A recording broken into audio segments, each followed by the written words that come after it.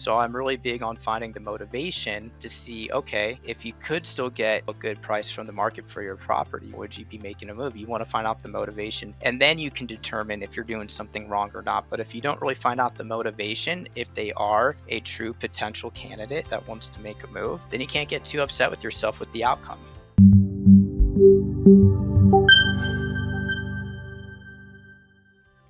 Hey everyone, and welcome back to Grounds for Success, where we give you the tools to become the neighborhood expert. And today I am super excited. I mean, I'm always excited, but because each person brings a different skill set, and this one is no exception. I'm super excited to talk with Jeff Cohen today. He's not only a Tom Ferry coach, but we have very similar backgrounds. We came from corporate America. We've built out our business through appointment setting and things like that. So one of the things, before we get started, tell everybody a little bit about yourself, and then we're going to dive right in because I'm like chomping at the bit to know all the things that you talk about. Yeah, well, pleasure, honor. Thanks for having me here, Shauna. It's always great to see you guys. My background, real quick, for those that don't know me, I'm from St. Louis, moved out to Kansas City for college. When I Go graduated Chiefs. college, yeah, that's right. Definitely barbecue side of the state. And I did a bunch of 9 to 5 corporate jobs, didn't like them. In 2016, put my 2 weeks in, no backup plan, sold approximately 40 homes first year as a solo agent here in Kansas City. Did that for a few years, grew a small team, had a buyer's agent, had an admin, did that for a few years, got bored with it all. And then I transitioned into becoming the master of setting appointments. I think it's, if not the hardest, one of the hardest things for an agent to do is where's that next opportunity coming from? So I partnered with a large team in Kansas City in end of 21, and in 2022 set 550 ice cold outbound appointments for the team, converted 119 inbound appointments for the team, so Wow. 669 set. Then I started coaching for Tom Ferry in 2022, and present day I'm no longer on that team. I do it myself. I have a few agents, a few different states I'm licensed in: Kansas, Missouri, Florida, Nebraska. Just got that actually today. Nice. And yeah, so still coach, and then I do that myself with a few agents setting appointments. Okay, so going into 2025, first of all, that's extremely impressive, the amount of appointments that you've set. So now, out of those appointments that you set, how many transactions did they actually close in that year, 2022, when you set all those appointments? I think it was around upper high 30s, anywhere from like 37 to 40 or so FSBOs. And then I don't recall if that actually included the inbound or not. Yeah. So, what are some of the things that you think agents should be adopting in their day-to-day business going into 2025? I mean, you and I have heard the statistics. More than 1 million agents in 2024 did not sell one home or any home. And so, how can people avoid that going into 2025? By having a simple plan that's based on proactive lead generation, where they're in control. Yes. I'm a fan of, and I guess to define it, so how I define proactive lead gen is during that time frame of lead generating. Let's say it's for an hour. You could call me at the end of the hour, Sean, and say, "Hey, guess what, Jeff? I just set an appointment." How? Because Mhm. you were talking to people. Yes. Whether you're using the phone right here as the medium, or Mhm. you're out there in person, door knocking, networking, whatever. You were having conversations. Reactive would be, I'm creating a social media video Mhm. for the last 30 minutes. I was filming it, but you couldn't call me at the end of those 30 minutes to say you set an appointment, in the sense that, I guess if somebody called you during that time and you Yeah. picked up, but you get my point. You're not Yeah. talking to anyone. So you always want to follow up a reactive lead gen activity the next day with a proactive lead gen based upon that reactive lead gen to make the most out of it. I love that. I love that. So what you're saying is you need to be doing activities that are actively setting appointments. If I make this many calls, I'll set this many appointments so that you can track and measure and actually have obtainable business and have like a whole system and process in place around that. Is that what I'm hearing correct? Yeah, you just want to have a simple structure. That way, you're prioritizing the proactive lead gen, and we all have different schedules. And Yeah. eat the frog, why, win the Yeah. morning, win the day. I can keep going, and so can you, I'm sure. But if you can just prioritize having X number of conversations per Mhm. week, and then breaking it down to when that's going to happen, Mhm. and not just leaving it to happenstance and hoping, like going Yes. on your calendar, putting the intentions of when you intend to have conversations, so that way Mhm. you increase the chance of them getting done. So, what would you say to an agent who maybe is still looking to get into production or just getting into the business or even trying to get over, let's say they're at 30, 40 transactions a year? What do you think every agent's schedule should look like to be successful and to focus on setting appointments and having more conversations? Because Tom says the person with the most conversations wins. And so, That's true. how do agents do that? Like, what should their schedule look like? Well, I think it's for them to figure out where do they get the most energy from? Is it from inbound or outbound conversations? Because everyone's different. I would Yeah. rather call people I don't know than people I do know to get the energy and the rhythm. And I'm a weirdo like that. And if there's I was other going to say people that's like opposite. Yeah. there, and but the thing is, for all the people like us that are getting told to call your database first, that Mhm. takes energy away. That's not a good thing to do. So find out on a personal level, what is it? If it's inbound and you like talking to friends and people like that first, so then maybe you start with that in the morning. So, 8 o'clock, 9 o'clock, whenever you're going to start your day, having those conversations right off the bat with where you're going to get the most energy from. And then from there, a section of that time frame should be the follow up, going into Yeah. your CRM, seeing who am I supposed to have a conversation with today, and then making sure that gets done. And then you're doing that to the level of how you define it. If you're saying, well, my goal is to have X conversations a day, Mhm. or if it's to have X appointments set per day or per week, then going off of how you want to define it. If I Yeah. just said everyone focus on the appointments, it will scare some people off. If I said Yeah. just focus on conversations, well, some people are just going to not take it as serious just to check a box. So you have to Yeah. really say, how am I going to put it into play? What do I want to focus on? Ultimately, knowing I need appointments because, you know, you're not going to close anything unless you're going on appointments. And then after you Yeah. get done with that, go to lunch, take a break, and see what your afternoon looks like. If you're not happy with the day, continue lead generating. And if you are, then go on other appointments or call it a day, what have you. What would you say to the agents who don't have a huge database and maybe are in a new area? Maybe they don't have a Mhm. lot of things in their pipeline and they're trying to build it. Like, what are some of the lead sources and stuff that you think they should focus on? Yeah, so I think the leads are all out there. It's just about finding a positive story to share with someone. Yeah. So, for example, if you look out your window and you'll be in a neighborhood maybe and you see a house across the street, that's a lead. But how do you turn it into a lead where you can have a conversation, figure out something positive to share with them, whether it's about the neighborhood or about the real Mhm. estate market? So all you got to do is just look for the positive piece of news to share with someone. And then you can say, well, I'm now going to have a real estate based conversation with someone I don't know. Yeah. Yeah. I love that. So I'm very big on always offering value and not expecting anything in return. Because I think like the law of reciprocity is there because no one likes to be followed up with. But I know that's the hardest thing for agents to do is to keep following up and making sure they're staying on top of, conversations they've had previously. So what is the system or what is it that you use to make sure you're following up consistently because most people what they after the second time they're done, they're not calling them anymore. And I know for you, having the ISA background and things that you do now, how are you staying on top of those and not letting those people fall off? That's a good question. One thing I do want to answer from your prior question was I'm from St. Louis. I'm now on the other side of the state of Missouri. Mhm. People I know in St. Louis still live in a house or Mhm. rent, right? Mhm. So that's Yeah. an opportunity going to where I lived in the past to Yeah. see if I could be of value of service to those people with real estate. It's not saying I'm going to drive 3.5 hours across the state to go list their house, right? But I you can get that. refer it. But I could refer it as an Yeah. opportunity. So thinking about that as well. Yeah, that's a As huge far as opportunity I think a lot of people don't ever think about because 'cause they'll say, "Well, I'm moving to a new market, like, how do I get more business?"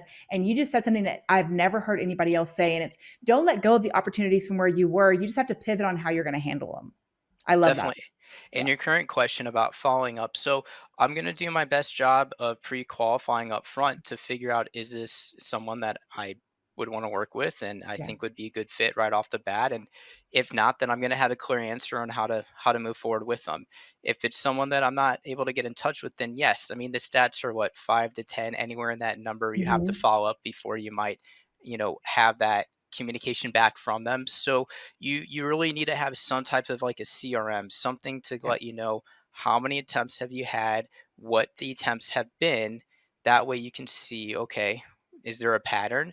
Maybe you find out over time that most people respond on the sixth attempt back to you, and, mhm, and most of the time it's done via email or yeah, text or whatever. Then you yes, at least can know, well, it makes more sense maybe for me to follow up more in this method for whatever reason. I'm big on trying to find a pattern, make yeah. it easy. So I think that's very important what you just said. And I also think like working a lead source that you actually like. Like one of the lead sources I know that you did really well with when you first got in the business was like open houses. I still Mhm. think to this day open houses is a great lead source. Um, expires for sell by owners, all of those are great lead sources. For rent by owners is another great lead source. Non-owner occupies, which are all things you can get with Espresso Agent. So, plug for that. But there's a lot of different lead sources you can get. But I think people have to get over the fear of being on the phone.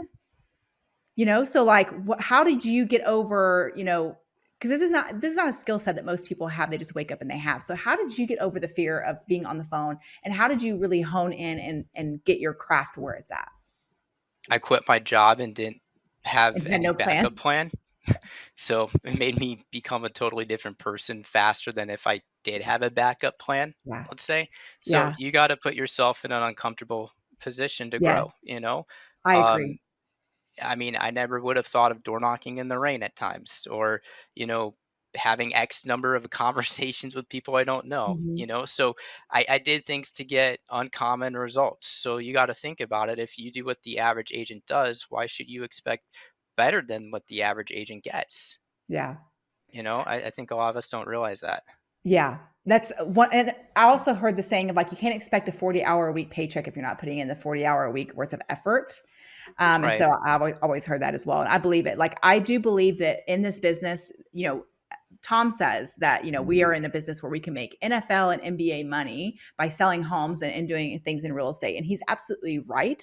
And it's not because certain people are better than you. It's because they kept doing it. They never gave up and they were consistent in like the things, just the little things you have to do every day. It's the fundamentals of your business. It's building that foundation, right? So if somebody is looking to, door knock or looking to do an expires or for sell by owners and things like that, like what is some of the advice that you would give them? Yeah. So I would find out I would get with someone that's done that lead source in the past to know Mhm, like what do they say and what are the tips right mhm. off the bat, Yes. because you can go just do a quick search and get the script, and now you're going to read off a script and you're going to get called out for reading a script, and you're not going to feel good about yourself, and you're not going to make any progress, and the chances are you'll say I don't want to do this is Yeah. not fun, right? Yeah. So could you start off with someone that's done it before to get Mhm. some advice from them? I'm real big on practice, role play Yes. Yes, I scripting. was gonna say that, yeah. um, yeah, to get feedback on what you could be do differently. Now, Mhm. if you're going to role play with someone that's just as new as you are to making these conversations, you can imagine how constructive that criticism is going to be, right? How beneficial is that really going to be? So seeing if there's someone that would be open that's done it to truly tell you, hey, this is what I would tweak or how I would go about it differently. It's worthwhile, Yeah. especially with these outbound lead sources, because the ROI is through the roof. I mean, Mhm. Yeah. um, it Yeah. really is. It's pretty incredible if you think about it compared to other lead sources out there in the ROI. Because at the end of the day, you're running a business and making sure you're aware of it. So, how else would you get comfortable doing it? With practice and knowing that you Mhm. should fail. Why Yeah. should you sound as good as you or me, someone that's Mhm. been doing it in the business for Yeah. X number of years, by the third week of you doing it? Yeah. Doesn't make any sense. Yeah. So So having realistic expectations. yes, 100%. So we have so many resources now that we didn't have when I was doing this. Like, there's no excuse to say, "I don't know what to say," Yeah, I right? agree with you. And you have to have the confidence before you go do it. Yes. You have to put on a different game face. And if you don't believe it, well, the other person's definitely going to not believe it too. Because Yeah. if you're doing this using the phone to have these conversations, well, then they can't see you. They can just hear your voice, your Yeah. tonality.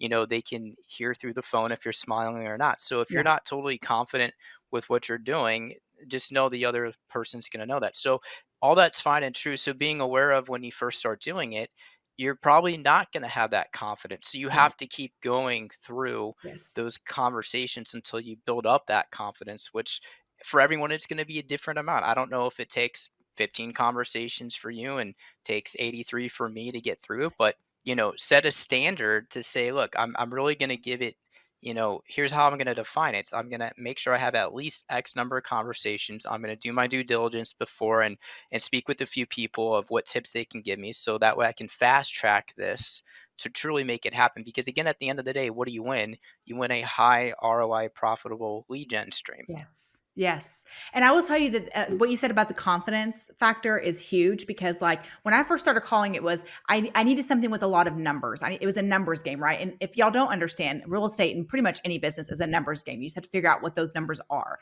And so for us, it's, going on appointments, having conversations because they lead to contracts and things like that. But when I first started the challenge that I did, I didn't know how to talk to anybody, but I got a role play partner. So every morning I role played with my role play partner that he would also do the same lead sources in a different market. So we would role play off each other. He'd give us feedback. We'd give each other feedback. And then it kept going. And I will tell you, it went from like just calling those numbers because I needed to set the appointments to go on the appointments for the listing challenge to now my whole mindset has changed. Like these people, they had it, especially expires, right? Let's just say expires for a second. They saw the value in listing with an agent. They just got it wrong. Either they priced it wrong or the agent didn't market it correctly, or all those things. But now I feel like my mindset is they need to work with me because I want them to not have that same outcome that they had before. They need to work with me because I'm the best. I know how to get this turned around and get them the results they're looking for. And that confidence comes from just doing this day in and day out. Right, you said something that you're the best. So if you're going to the doctor to get a procedure done, do you want an A-OK doctor or do you want the best? And the best means one doctor out of the group. So Yeah. if you're an agent, forget about being expired or outbound or what have you. Just wouldn't anyone want to work with the best agent out there? And if you don't believe that you are the best Yes. agent in your marketplace, then don't be upset if they work with someone else because you don't think Yes. you're the best. That's right. That's so right. Dean, that is, yeah, huge, huge point. Going into 2025, like, agents, what are some of the things that you see, especially in 2024? Like, I mean, Jimmy Mackin said it, I think Tom Ferry said it as well, as like, good markets make bad agents. So, going into like these where they're more skill-based markets, what are some of the mishaps that you see agents making in their business that is just making them be in this roller coaster of never getting out, not closing transactions, like not meeting their goals? Like, what are some of those things that agents are doing in ways that other agents can avoid it? A few things come to mind. Just assuming that friends and family are going to work with you because they know you're in the Yeah. business Yeah. and you treat them differently Yeah. because they are friends and family. So you're Mhm. not meeting with them with the full sit down to go over a buyer consultation or listing appointment in the same fashion that you would with Mhm. someone that you don't know. I see that as a big opportunity that Yeah. people screw up on. As well as relying on maybe lead sources in the past that have worked well, but not analyzing them to see, is it still performing well in 2024? Has it changed at all? Yeah. Third would be seeing, what am I wasting money on? What are Yes. things that I'm paying for that I shouldn't be? How often do you think Whether people should be reviewing that? I would be a proponent of it each month. I mean, why not? How Mhm. long would it really take? I mean, if it takes you a long time, then you're probably overpaying for a lot of things you don't need. Yeah. You got some laundry Yeah. list of things like what. So I'm really big on starting with the end in mind and defining success. So if Mm. you said, all right, I'm going to work this specific lead source, Mhm. well, how do you know if it's worthwhile to continue if you're doing a good job or not? So define it. Is it how many deals you want out of the lead source by a certain Mm. time frame? Yeah. Is it, how many dollars you're looking to get as an ROI? People come to me and say, I'm going to farm a neighborhood. They don't know what the turnover rate is. They Mm-mm. just think the houses look pretty and cool. Mhm. Sure, you can do that, but if, why Your would you ROI is pay? probably not gonna be very good, and it's very expensive to do mailers and do the farming. Yeah, Yeah. exactly. If you're going to do an open house in neighborhood A or neighborhood B, how would you know which one to pick? Well, Mm. if a smart agent's going to look at the turnover rate first and see which has a higher chance of foot traffic just from being in a neighborhood with more people, more demand, people coming and going. Yeah, that's right. I love that. Yeah. Yeah. That's all very, very good information. Yeah. So like, for me, I chose expireds and for sale by owners because there was the numbers. There was like, I remember when I looked at my MLS at the time, this is 6 years ago, but there was over 10,000 expireds in my market. And so we're gearing up for that coming up. And, we know there's going to be a ton of expireds that are going to hit the market just by the way the market's been in 2024. So what do you think agents should be? I mean, do you believe in people calling on New Year's Day? Like, what are your thoughts around that? And what do you think agents should be doing to get their piece of the pie when it comes to these expires that are going to be hitting that market or hitting it off the market in January 1? Yeah, I think it's just about being consistent. I've called on New Year's Day before and, had success with setting appointments. And Mhm. this is early on, and so can you. And if you choose not to call on New Year's Day, guess what? They're going to be more expireds the next day. I think I'm really big on like defining, okay, are you just going to hop to the expired lead gen source because it's the buzz at the moment? Or Mm, are you really going to try to perfect it as a craft of yours yeah, because it fits in with the different lead pillars? Like, there's nothing wrong with expireds. I'm all for it. But to truly see the success happen, knowing that the key is to be consistent with it. yeah. So, if you're an agent out there, I know we're almost to the New Year's Day here in a moment, but Mhm. you're like, hey, I'm gonna try it. It sounds like it's a shoe in. All I have to do is call. Well, guess what? How many other people are Yeah, calling for their very first time yeah. on New Year's to lay down the precedent of the rest of the phone calls these Well, people are it's getting? like gyms, you know what I mean? It's like gyms with, New Year's Hmm. resolutions, like, they're always packed right after the first of the year because everybody's New Year's resolution is to lose weight. It's the same thing with, like, expireds. So, those people will fall off eventually. Either they get really good and they keep doing it and it's a great lead source for them, or it ends up not being a good lead source for them because they never really focus on, having the skill set that it takes to work that lead source, and they'll fall off. But if you stick with it, there's a lot of opportunity in expires. I mean, some of my for sale by owner clients and expires are some of my best repeat business. So, I mean, it's a great lead source that keeps on giving. I think it's important to recognize that not all expireds are sellers. Yes. I like to hear more talk about it just because mentally in the mindset, what you're doing is taxing, it's draining. So for you to go into it thinking, okay, I'm going to go call X number of expireds, and you Mhm. have X number of conversations and you don't have anything set. Well, were those really true sellers to begin with? All you know is Yes. that their hand was raised. You're not Yeah. seeing it today. A for Yeah. sale by owner, you can see their hand being raised today. You can't with an expired necessarily. So Yeah. I'm really big on finding the motivation to see, Yes. okay, if you could still get, a good price from the market for your property, would you be making a move? You want to find out the motivation, and then you can determine if you're doing something wrong or not. But if you don't Mhm. really find out the motivation, if they are a true potential candidate that wants to make a move, then you can't get too upset with yourself with the outcome. Yes. Yes. I agree with that 100%. That's one of the things I'm focusing on in my business for 2025 is taking on more business that I actually want to work and not taking on everybody that raises their hand.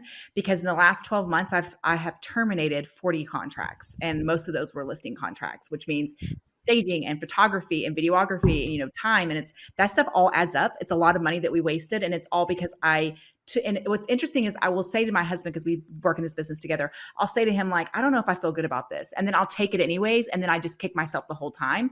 And I'm learning to listen more to my gut and take on more of the business that I know that people want and need my help.